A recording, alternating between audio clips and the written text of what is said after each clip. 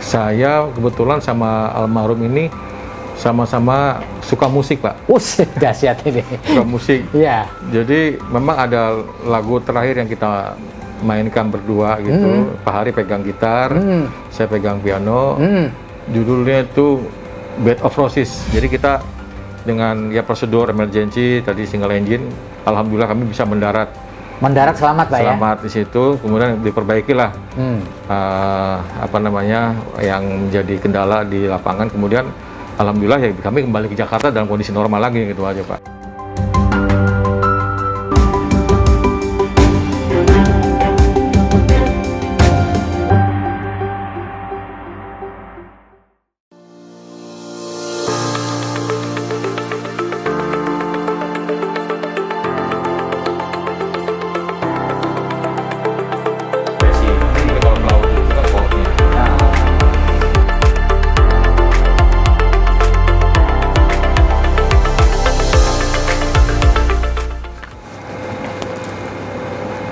Assalamualaikum warahmatullahi wabarakatuh.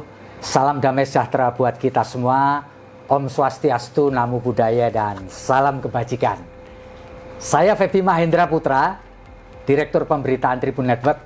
Kali ini berada di Bandara Kebanggaan warga Jawa Timur, Surabaya pada umumnya, yaitu Bandara Juanda. Bandara Juanda ini bandara yang luar biasa, bersih, nyaman, ya. Dan oleh karena itulah dalam kesempatan ini saya akan ngobrol dengan General Manager Angkasa Pura I Bandara Juanda. Beliau adalah Kolonel Laut Kiki Salfahdi. Ya, beliau nanti akan menceritakan banyak hal mengenai Bandara Juanda. Pak Kiki, Assalamualaikum. Waalaikumsalam warahmatullahi wabarakatuh. Terima kasih atas waktunya, Pak Kiki. Ya, sekarang luar biasa Bandara Juanda, bagus ya, fisiknya bagus, Pak, bersih. Kita patut apresiasi. Pak Kiki, bandara ini nyawanya adalah pada traffic penumpang dan traffic pesawat. Nah, oleh karena itu Bapak bisa ceritakan nggak, meskipun Bapak baru menjabat GM pada 1 Januari 2021, kebetulan adalah masih masa pandemi COVID-19. Bagaimana kondisi traffic pesawat dan penumpang sampai dengan April atau Mei 2021 ini, Pak? Baik, terima kasih Pak Bibi. Untuk semuanya, mungkin ini kesempatan juga kami menginformasikan bahwasanya apa namanya secara umum kondisi traffic maupun penumpang memang belum ada peningkatan, Pak. Terutama pada saat kemarin di tahun lalu 2020 Pak ya. 2020 itu memang kita anjlok itu di bulan Mei kalau nggak salah itu. Terutama Mei Pak ya. Terutama Mei itu COVID pertamanya. Kemudian alhamdulillah ini di awal Januari sampai April ini sudah sedikit peningkatan. Jadi kalau di total untuk penumpang dari Januari sampai bulan April 2021 ini tercatat ada 1.812 pax. 1.800 ya. Kemudian untuk penerbangan ada 42.000 pergerakan pesawat. Itu alhamdulillah istilahnya sudah sedikit ada peningkatan. Memang istilah kita upayakan dengan kegiatan yang kita laksanakan beberapa bulan lalu, dilaksanakan vaksinasi ke seluruh jajaran pelayanan publik, karyawan dari Angkasa Pura, kemudian tenan, juga stakeholder di jajaran Bandara Juanda seperti imigrasi, bea cukai. Kita laksanakan secara serempak waktu itu sampai kurang lebih 4.000 kita kedapatan. 4.000 personel ya Pak? Personil kita laksanakan. Itu menjadi salah satu poin untuk membangun penilaian dari masyarakat bahwa kita tuh sudah bersih, siap untuk melayani apa namanya penumpang yang untuk berangkat dari Bandara Juanda. Pak Kiki, bisa dijelaskan pada waktu itu kita melakukan vaksinasi, pemerintah kan mau melaksanakan vaksinasi 13 Januari 2021. Kalau di Angkasa Pura I Bandara Juanda itu mulai kapan Pak vaksinasinya? Ini hitung kemarin, kami lupa tanggalnya, memang bulan lalu kita laksanakan. Bulan lalu berarti Maret? Maret, ya. Maret ya Pak ya? Kita laksanakan, jadi untuk sejumlah karyawan kami di Angkasa Pura I Juanda ini ada 1.300. 1.300? Ya. Kemudian ditambah dari stakeholder yang ada, jadi total kemarin itu ada 2.300, ditambah lagi kemudian 2000 berikutnya. Jadi kita total 4.000-an ya. kita laksanakan. Jadi itu sudah pada tahap kedua sudah berlangsung ya Pak? Tahap kedua itu yang tahap pertama Pak. Nanti tahap kedua nanti direncanakan di bulan Mei ini kalau nggak salah. Oke, jadi bulan lalu itu tahap pertama. Ya. Tahap keduanya nanti bulan ini, pada bulan Mei 2021 Pak ya. Pak, selama proses vaksinasi itu ada nggak keraguan-raguan yang ada di kalangan personil di Angkasa Pura I atau stakeholder terkait dengan vaksinasi? Atau mereka oke saja? Ya, mereka menyambut baik dengan kegiatan yang kita laksanakan di Bandara Juanda. Intinya kita dapat dukungan dari Bapak Bupati ya Sidoarjo. Kita beberapa vaksinasi, kemudian beliau juga apresiatif dengan pelayanan yang kita siapkan. Ya. Jadi kita siapkan pelaksanaannya pada saat itu di terminal baru yang kita terminal baru ya. Jadi secara sistematis mulai mereka datang, terus pendataan, daftar, kemudian sampai pengecekan, sampai kemudian selesai menunggu, itu kita mendapatkan positif penilaian dari Pak Bupati. Oke. Pak, ini kemarin pemerintah menghimbau atau meminta, bahkan dalam tanda petik melarang bahwa tidak ada mudik pada tahun ini juga, seperti tahun lalu. Betul. Penerbangan atau batas akhir adalah hari ini buat orang bergerak. Besok tidak ada lagi. Bagaimana Pak ngatur mekanisme di Bandara Juanda terkait dengan dalam tanda petik larangan mudik itu tadi Pak? Iya, terima kasih Pak Febi. Jadi gini kami jelaskan. Bahwasanya dengan sebelum adanya dikeluarkan edaran dari Kemenhub nomor 34 serta dari Satgas Covid nomor 13 2021, jam operating hour operasional kita itu mulai jam 6 pagi sampai jam 8 malam. Kemudian dengan ada edaran tersebut, kita mengumpulkan para maskapai penerbangan yang ada di Juanda ini dengan pertimbangan tadi tanggal 6, tanggal 17 tidak ada pergerakan pesawat karena dilarang mudik. Kemudian kita sepakati bahwasanya mulai terhitung tanggal 22 April sampai 5 Mei untuk operasional bandara kita buka mulai jam 6 pagi sampai jam 8 malam ya Pak? Malam dengan catatan dilengkapi dengan surat kesehatan yang berlaku 1 kali 24 jam. Kemudian terhitung tanggal 6 Mei sampai tanggal 17 itu berlaku surat kesehatan 3 kali 24 jam. Kemudian dibatasi dengan operating hour jam 6 pagi sampai jam 6 malam. Kemudian dilanjut selesai 17-18 menuju sampai tanggal 24, kita kembali lagi ke operating hour jam 6 pagi sampai jam 8 malam dengan ketentuan dilengkapi surat kesehatan yang berlaku 1 kali 24 jam. Jadi sebenarnya antara tanggal 6 sampai tanggal 17 itu sebenarnya bukan berarti bandara close sama sekali ya Pak? Tidak, kita tetap masih beroperasi.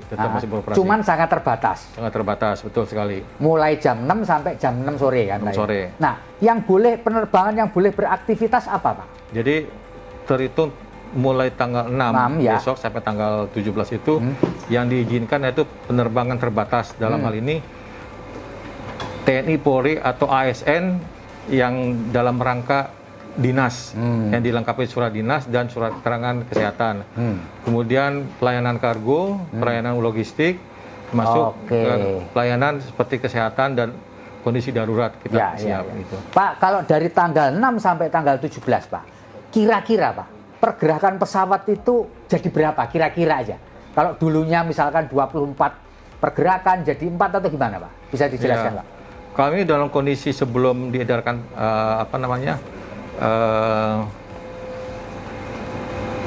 edaran dari Kemenhub ini, jadi saat ini kita paling banyak 5 flight lah satu. 5 flight ya? Antara 6 sampai 17 itu Pak ya? Ya, jadi total dengan bulan April ini sebelum tanggal 5 karena puncak-puncaknya itu mencapai 12 ribuan juga bisa. Satu hari ya. Jadi turunnya drastis Pak ya? Drastis sekali. Ya. Jadi kita memang belum mencapai sesuai harapan yang biasanya kita mencapai satu hari itu 25.000 pack. 25.000 pack ya? Hanya 50%-nya kita untuk penumpang itu. Ya. Pak, bisa dijelaskan nggak Pak dengan adanya turunnya traffic ya selama proses pandemi ini, bahkan nanti pada arus mudik ini. Ya. Apa dampaknya buat pengelola bandara Juanda ini? Dampaknya apa, Pak? Wah, kalau masalah dampak pastinya sangat berdampak Iya, sekali gimana, ya. Pak? Gimana, Pak, itu, Pak? Dengan tahun lalu aja dengan kita paling 25% dari harapan itu udah banyak kerugian yang kita dapat ya. Kemudian tahun ini ya memang hanya ada peningkatan memang. Ya. Mungkin di atas 30-40% ini masih kita belum mencapai target yang kita harapkan dalam satu tahun kita target yang kita inginkan dari pusat itu. Nah ini upaya-upaya kami tadi salah satunya dengan memberikan opini atau pendapat kepada masyarakat bahwasanya Bandara Udara Juanda siap. Kemarin kita laksanakan vaksinasi, seluruh karyawan atau pelayan publik yang ada di bandara ini sudah melaksanakan semua. Terus kegiatan genos dan antigen kita juga telah laksanakan, kita siap di sini. Cuman ada di Bandara Juanda dengan kereta api yang melaksanakan genos ini, Pak. Pak Kiki, kalau boleh disebutkan gitu, Pak, tingkat kerugiannya sampai apa, Pak? Apakah ini kemudian ini menjadi satu tanggungan pemerintah untuk membantu kerugian ini, atau memang ditanggung sendiri oleh Angkasa Pura, terutama di konteks di Bandara Juanda? Ya, secara operasional kita memang betul rugi. Ya. Kami dengan bandara yang luas, dengan 2 terminal 1 dengan 2, ya kami istilahnya banyak efisiensi yang harus kita betul-betul optimalkan. Seperti dengan berkurangnya traffic atau penumpang, kami pun akhirnya memaksimalkan ruang tunggu yang ada. Jadi kami biasa 47 pintu yang harus kita siapkan gate, tapi kita paling cuma 3. Kemudian dengan check-in counternya kita siapkan hanya 10 di 47. Makanya itu ya salah satu berdampak untuk menjaga tadi efisiensi tadi. Kalau enggak tetap beroperasikan, biaya akan lebih besar gitu, Pak. Kerugian malah tambah besar. Lebih besar ya, Pak. Pak, termasuk tidak mengoperasionalkan Bandara Juanda 2 itu ya, termasuk efisiensi ya, Pak? Efisiensi, tapi untuk internasional tetap kita mendukung. Jadi kan terhitung awal kemarin untuk pekerja migran Indonesia sudah mulai berdatangan juga, Pak. Jadi kita tetap melayani meskipun dalam kondisi mudik ini. Kemarin sudah beberapa istilahnya migran pekerja yang Indonesia yang datang itu satu hari mencapai 700 sampai 1000 penumpang yang datang. Jadi masih dilayani oleh Pak? Dilayani. Terminal 2 ya, Terminal 2, betul. Pak, bisa Bapak ceritakan nggak? Bagaimanapun pelayanan di setiap bandara kan mengandung biaya, termasuk kepada operator pesawat, Pak. Apakah ada operator pesawat yang minta keringanan atau minta penundaan pembayaran, misalkan dari segi handling, dari parkir dan seterusnya, Pak? Itu udah pasti. Ya, mereka termasuk tenan-tenan, Pak. Jadi tenan-tenan juga ya, Pak? Mereka juga berdampak, intinya minta keringanan untuk pembayaran. Kita atas izin dari pusat juga, intinya diberikan keringanan tersebut, Pak, kepada mereka. Dengan perjanjian mereka akan tetap membayar. Jadi secara periodik mungkin, itu nanti mereka sudah buatkan demikian. Jadi selama proses pandemi ini, bandara atau pengelola bandara memberikan keringanan kepada operator pesawat, lalu tenan-tenan, begitu Pak ya kira-kira? Yang terutama tenan-tenan. Terutama tenan-tenan. Untuk operator ini sedang kita bicarakan juga, memang intinya ada sedikit hambatan lah. Intinya untuk operator sendiri, untuk kepada Angkasa Puranya. Tapi kita sudah berupaya untuk memberikan pengertian kepada mereka untuk ya segera dilunasi lah. Jadi persoalannya ada pada pembayaran. Pembayaran aja ya. Pak Kiki, di antara maskapai penerbangan yang menggunakan fasilitas di Bandara Juanda ini, biaya yang paling besar apa, Pak? Iya, yang sangat berpengaruh itu memang ke biaya operasional, Pak. Sama penggunaan fasilitas bandara tentunya. Bandara, Tapi itu tidak termasuk yang difasilitasi untuk diberi diskon atau tidak. Pak, terkait dengan bandara ini adalah bandara yang menjadi hub di wilayah timur ya, Pak ya. Nah, fasilitas-fasilitas apa yang kira-kira akan dikembangkan di masa depan dari Bandara Juanda ini? Iya, yang dalam waktu dekat ini kita akan segera membuka terminal baru, Pak, terminal 1 ini. Ya, yang rencana kita siapkan juga untuk kegiatan umroh. Umroh, Pak ya. Haji, ya betul.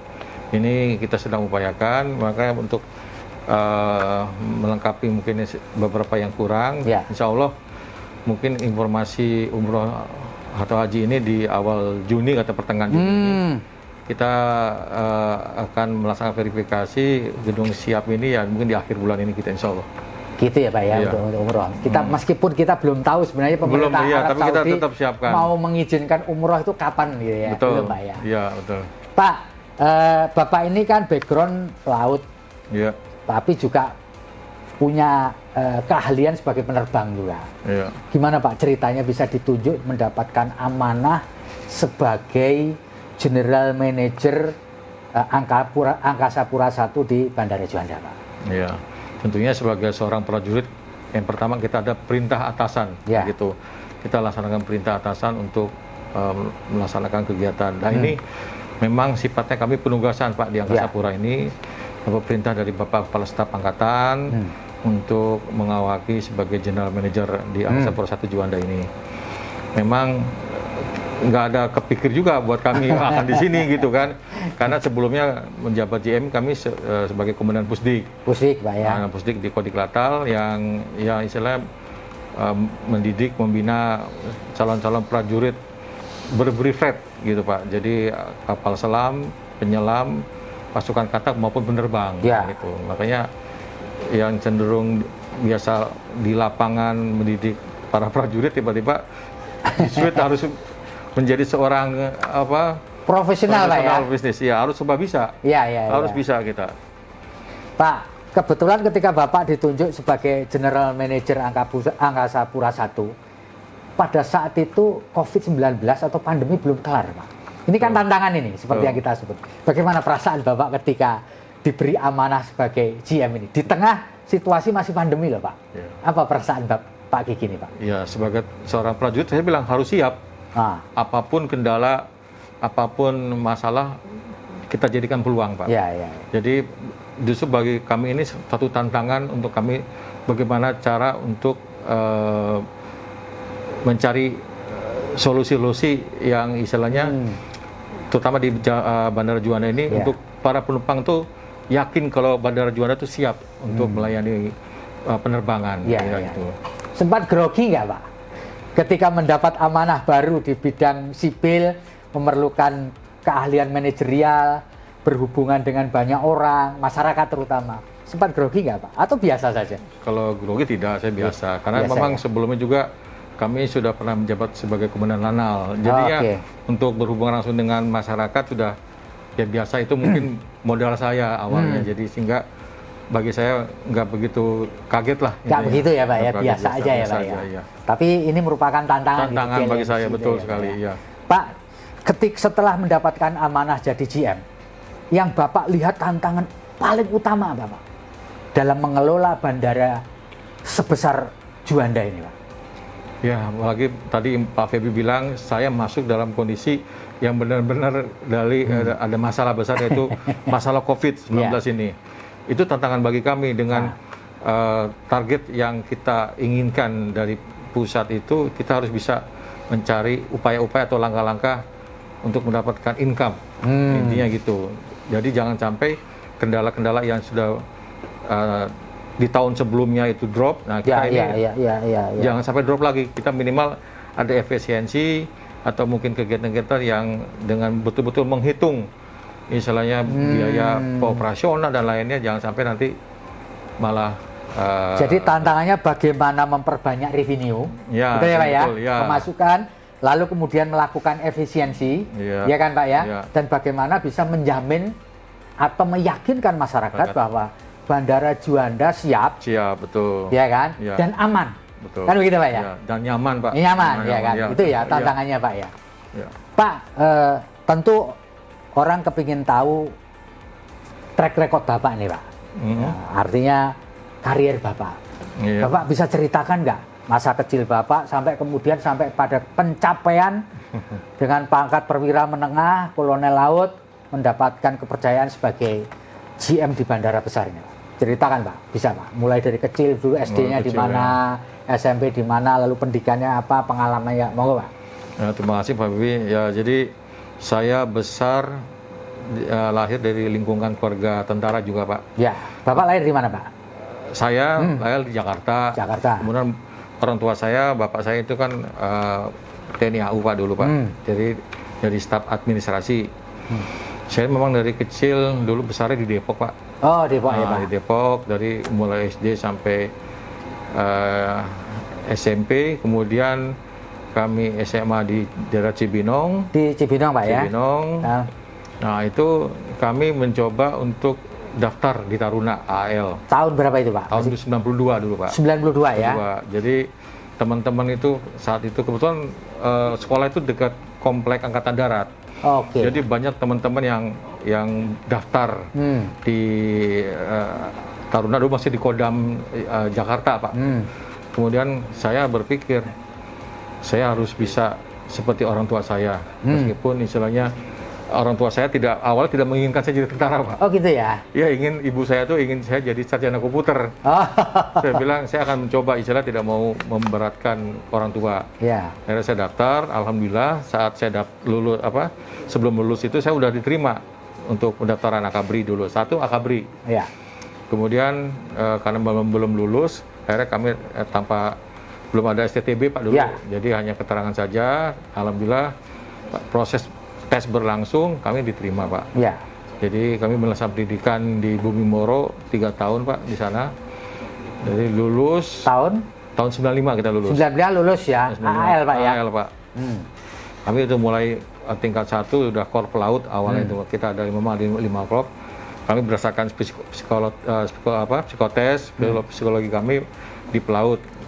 Kami lulus, kemudian pada saat kami lulus dari akabri itu ada kesempatan untuk mendaftar sebagai seorang penerbang, ada kapal selam, penyelam, dan pasukan katak. Nah, saat itu kami daftar untuk menjadi seorang penerbang. Pak Kiki milih yang penerbang milih penerbangnya. Ya. Memang awal minat pasti kecilnya pengen jadi penerbang saya gitu. Karena bapaknya TNI AU. TNI AU. Oh gitu ya Pak. Kita coba. Oke lanjut Pak. Akhirnya alhamdulillah kami masuk. Kami diterima. Saat itu kami masih istilahnya masih Letnan 2, masih baru Pak. Jadinya kita harus melaksanakan kursus keperiwiran dulu di sana. Kemudian kami sudah dinyatakan lulus sebagai seorang penerbang. Kami dimasukkan ke kapal dulu. Oke. Dulu KRI Hasanuddin Triple Class. Kami sebagai Aspadif PIT, Pusat Informasi Tempur. Jadi kurang lebih 1 tahun situ kami ada panggil ulang untuk mengikuti pendidikan karena udah posisinya udah lulus, kemudian penugasan dulu di kapal, kemudian kembali lagi untuk melaksanakan tes ulang penerbang. Jadi pendidikan kami 18 bulan sebagai penerbang. Itu di mana Pak pendidikan sebagai penerbang? Di sekolah penerbang Angkatan Laut di Juanda sini Pak. Oh di penerbang sini Pak ya? Penerbang ya di bawah Kodi Klatal. Jadi selesai kami selesai lulus, kami penempatan di Skuadron 200, Skuadron Latih, dan alhamdulillah istilah kami dipercaya sebagai asisten instruktur Pak dulu. Waktu itu ya Pak masih, ya? Iya, jadi kami yang masih jam terbang masih rendah, tapi sudah dipercaya instruktur. Waktu itu di mana Pak anunya Pak? Markasnya di mana? Di Wing Udara dulu 1, sekarang udah Wing Udara 2 di Surabaya sini Pak. Oh di Juanda sini juga? Juanda sini, kita memang dididik, ya tadi juga melatih untuk calon-calon penerbang berikutnya. Ya. Jadi karir saya di penerbangan itu sampai dengan jabatan dan flight dan komandan skuadron, kemudian Wadan Wing, kemudian kami dipercaya untuk berdinas di pendidikan sebagai komandan sekolah penerbang. Kemudian kami juga dipercaya sebagai komandan Lanal Pak. Di Sabang, jadi 2 tahun ya. Saat itu mau puncak-puncaknya sel Sabang waktu itu, jadi alhamdulillah sukses. Kemudian kami kembali lagi ke Pusterbal sebagai istilahnya perencana lah, direktur perencana pengembangan di Pusterbal. Kemudian kami terakhir sebelum jadi JM kami sebagai komandan Pusdik. Selain KRI Hasanuddin, Bapak pernah bertugas di KRI lain? Kalau di KRI lain kami bertugas ya sifatnya dimutasi Pak. Jadi istilahnya kami di BKO kan banyak beberapa jenis kapal yang kita tempati gitu Pak. Oke. Pak bisa jelaskan Bapak pernah berlayar sampai ke luar negeri menggunakan kapal perang Republik Indonesia? Kalau belum Pak ya? Belum, kalau kapal belum. Belum ya Pak ya. Kalau pendidikan di luar, Bapak pernah mengalami pendidikan di luar negeri, baik itu dalam kapasitas sebagai pilot pesawat di TNI AL atau? Iya, kami pernah dulu ke Nicobar, Pak, ke Nicobar, ya? India dulu. Kita bawa pesawat Nomad saat itu. Jadi pada kegiatan latihan bersama, kami melaksanakan patroli di sekitaran antara Sabang sampai utara Pulau Nicobar saat itu. Oke. Ya. Kalau kegiatan yang luar negeri lain kita sebagai pengamat, observer. Jadi kita hanya on board di kapal pesawat mereka, kita hanya sebagai ya pengamat lah intinya, gitu aja. Pak Kiki pernah menjalani atau mengikuti operasi tempur, Pak? Baik di kapal maupun di pesawat? Kalau sifat operasi tempur, kita operasi sepanjang tahun yang dilaksanakan dari angkatan laut, memang kita selalu mengikuti kegiatan-kegiatan operasi. Tapi yang sifatnya tadi tempur yang benar bertempur ya tidak ada, belum. Kita sifatnya kita memiliki operasi sepanjang tahun yang dilaksanakan oleh gugus tempur laut, ada gugus keamanan laut juga, Pak. Ya. Pak Kiki, sepanjang pengalaman Pak Kiki sebagai personil TNI, dalam hal ini TNI AL, ada nggak pengalaman yang Bapak tidak bisa lupakan? Sepanjang karir Bapak sebagai perwira TNI AL? Ya, yang sangat saya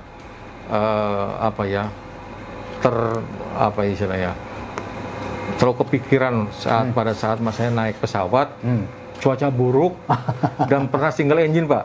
Oh gitu ya? Ya. Itu di mana Pak kejadiannya, Pak? Saat itu saya sedang patroli di Selat Bangka, kalau nggak salah. Di Selat Bangka ya? Ya, Jakarta. Patroli ya, pakai apa Pak itu, Pak? Nomad, Pak. Pakai Nomad, lanjut terus? Tiba-tiba pesawat kekurangan tenaga yang kiri, engine-nya. Ya, kami udah menginisiatif untuk kembali. Saat itu kami patroli dari Jakarta menuju Pulau Bangka, kemudian kami refuel, kembali mau ke Jakarta, terjadi single engine. Nah, itu bagi saya pengalaman yang nggak terpikir, dan kita harus siap. Udah pikir keluarga, udah macam-macam semuanya. Jadinya saya hanya harus fokus, harus yakin, saya harus sampai ke tempat kembali awal tadi di Jakarta, Pulau Bangka. Oh, Pulau Bangka, Pak. Pulau Bangka. Jadi kita dengan prosedur emergency tadi single engine, alhamdulillah kami bisa mendarat selamat, Pak. Selamat di situ, kemudian diperbaikilah yang menjadi kendala di lapangan. Kemudian alhamdulillah ya kami kembali ke Jakarta dalam kondisi normal lagi, gitu aja, Pak. Jadi itu sudah kepikiran macam-macam, Pak. Sudah macam-macam. Jadi udah ingat dosa lah, ingat keluarga, ingat campur-campur. Itu paling hal yang bagi saya, ya Allah, coba beri ke saya. Itu masih ingat, Pak, tahun berapa, Pak? Kalau bulan dan tahunnya masih ingat, Pak? Kalau saya zaman saya pasti pangkat kapten, ini mungkin 2000-an lah, Pak. Oh, tahun 2000-an ya, Pak? 2000-an ya? Itu, ya itu. Iya, itu ya, Pak, ya. Jadi kalau udah masuk cuaca buruk, aduh ya Allah, saya bilang, beri saya kekuatan, bisa ya istilahnya yakinkan. Apalagi kalau udah saya bawa penumpang, Pak. Oh iya. Bawa pejabat, kondisi cuaca jelek, saya harus yakinkan penumpang juga tenang. Iya. Jadi saya harus tenang. Pernah saya coba bawa pejabat, saya lihat kondisi memang sangat-sangat bagi saya mau kembali pun udah hitungan no point return lah, kita udah nggak ada waktu lagi. Hitung bahan bakar, saya lihat penumpang ini pejabat tenang. Setelah selesai saya lewati cuaca yang kurang bagus itu, saya mendarat saat itu dari Tanjung Pinang ke Pontianak. Saya tanya di Pontianak, Pak, mohon maaf, Pak, ini tadi kurang nyaman, kurang menyenangkan. Tadi cuaca begini. Saya lihat Bapak kok tenang saja gitu. Cuman jawaban Bapak pejabat itu cuma, apa, Pak? Aku tenang karena lihat kamu tenang. Oh gitu. Jadi itu bagi saya, alhamdulillah. Intinya kalau pilotnya tenang, penumpangnya juga tenang. Jadi saya melihat, oh Bapak lihat saya tenang. Jadi saya gitu, saya melihat kamu fokus, kamu yakin, jadi saya tenang nggak. Yang lainnya memang pada berdoa pada saat itu. Jadi kami juga melihat, oh jadi kesiapan kita nih sebagai pengawal atau operator di pesawatnya harus betul-betul yakin, gitu aja, Pak. Iya. Pak Kiki, kebetulan pada saat beberapa waktu belakangan ini ada musibah yang dialami oleh TNI AL, yaitu tenggelamnya kapal Nanggala 402. Sebagai warga TNI AL, apa yang Bapak rasakan terkait dengan musibah itu? Wah, tentunya sedih sekali. Dan di salah satunya itu ada adik saya, Pak, sebenarnya. Masa, Pak? Adik sepupu saya. Oh, adik sepupu ada di dalam kapal? Ada di situ, Kolonel Hari Setiawan itu. Oh. Jadi komandan kapal selamnya. Oh, komandannya ya, Pak, ya? Ya, komandan kapal selam, satuannya.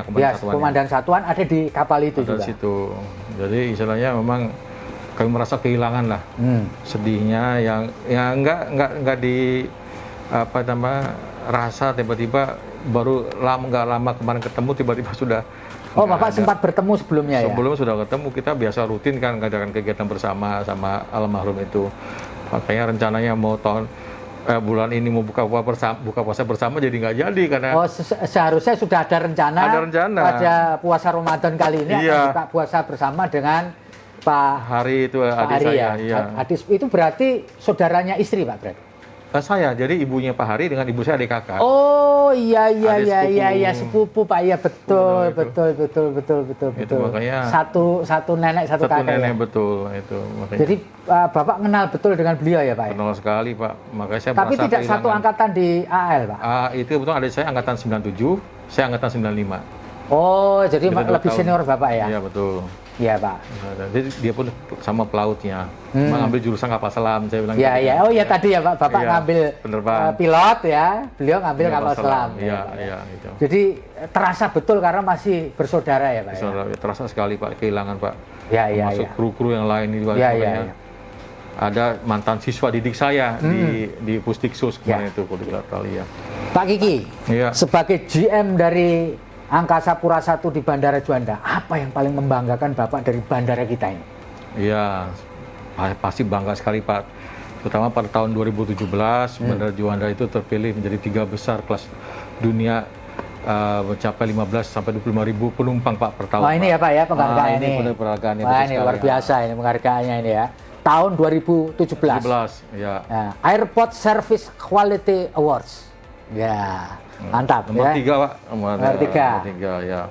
Oke. Terus apa lagi Pak? Selain itu Pak? Selain kita pernah mendapatkan juara ketiga seluruh dunia dengan penumpang 15 juta sampai 25 juta per tahun tuh. Ya tentunya bandara ini sebagai juga bandara transit Pak. Istilahnya kita harus betul-betul siap dalam melayani penerbangan pergerakan pesawat. Ya. Jadi yang mungkin dari Ujung Pandang mau ke Jakarta dan dari mungkin ke mana ke Jayapura dan lainnya. Itu salah satu tantangan buat kita juga dalam bagaimana menservis melayani penumpang ini betul-betul aman, nyaman, kemudian sampai di tempat tujuan dalam keadaan selamat. Gitu. Jadi itu yang membuat saya mungkin ya bangga. Bandara Juanda ini istilahnya ya salah satu contoh lah untuk bandara-bandara lain gitu Pak. Baik Pak. Pak, sebagai perwira TNI AL, sepanjang karir Bapak, apa yang paling membanggakan Bapak sebagai perwira TNI AL Pak? Ya jujur sebenarnya saya bangga sekali istilahnya, terutama di penerbangan Pak. Jadi saya tuh dalam karir lebih awal daripada teman-teman saya. Jadi memang saya udah hampir jabatan komandan skuadron, saya sudah sampai wadan wing dan dipercaya sebagai komandan pangkalan. Jadi untuk jabatan komando hampir semua alhamdulillah. Nah, itu yang membanggakan Pak Kiki ya? Banggaan saya Pak. Jadi suatu tantangan bagi saya, istilah pimpinan dalam ini mempercayakan saya untuk memimpin anak buah organisasi dan alhamdulillah dan saya juga diberi kepercayaan Bapak Kepala Staf untuk memimpin sebagai General Manager Angkasa Pura I Juanda ini Pak gitu. Pak, tentu Bapak punya keluarga. Di antara anak-anak Bapak ada nggak yang kepingin meneruskan jejak di sebagai perwira TNI gitu? Alhamdulillah Pak, saya punya 3 anak Pak, yang besar perempuan sedang kuliah semester 6, kemudian yang kelas 2 laki-laki 2 SMA ya? 2 SMA, yang nomor 3 masih 8 tahun Pak SD. Tapi saya lihat dari bakat ini yang paling kecil yang ingin ngikut saya. Jadi setiap saya mau ke kantor atau siap mungkin saya pakai berdandan selalu mengikuti anak saya itu pengen seperti papa, pengen seperti papa. Yang paling kecil yang tahu nampak sekali.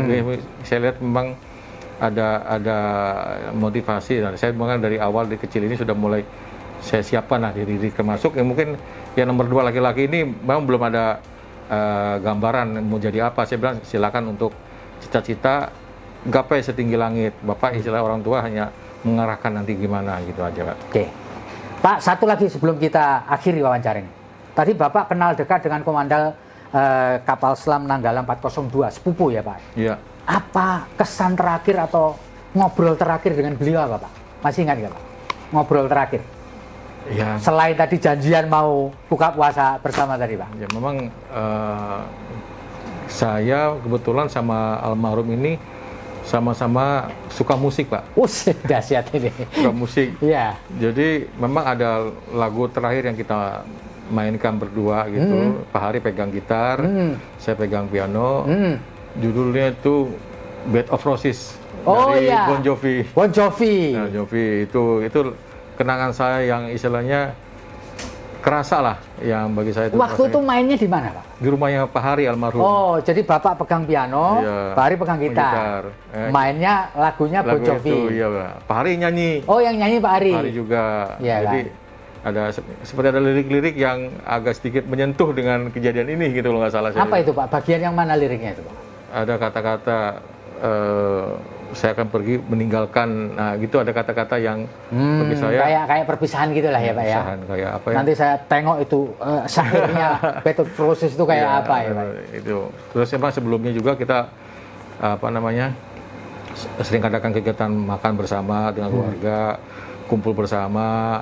Kadang-kadang juga main musik di rumah saya gitu. Anaknya kan juga pinter nyanyi, Pak. Jadi kita selalu Jadi Pak iringin. Kiki ini musisi juga rupanya ya? Alhamdulillah. Selain piano, bisa apa lagi Pak Kiki ini, Pak? Ya gitar, Pak. Oh, gitar ya? Ya kemarin juga kami sempat tampil bareng dengan Pak Tantowi, Pak.